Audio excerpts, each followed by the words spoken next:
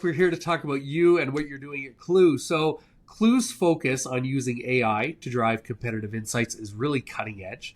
What's the culture like at Klue, and how does that support that fast paced nature of your work?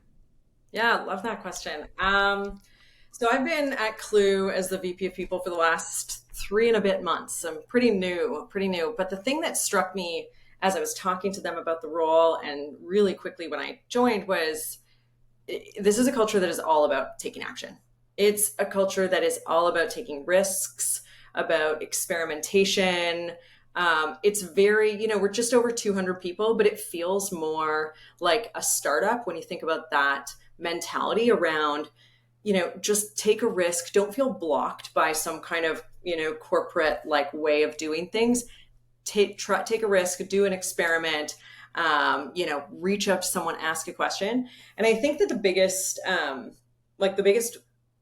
would say, representation of this is every Friday at 8 a.m. Pacific Standard, 11 a.m. my time in Toronto, and all sorts of other times across the globe.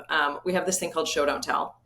And every tech company will have a weekly all hands. Like that's a pretty standard thing. We've got an all hands. We tell you how things are going in the business. Some people talk and present. But the thing that's different about this all hands is it's very bottoms up.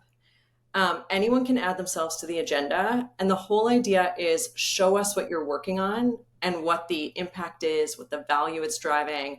And everybody is on the camera, like on camera and with webinar, with their Zoom on or their camera on, and people just jump in and ask questions. So it feels much more like we're working with a much smaller team than 200 people across the globe.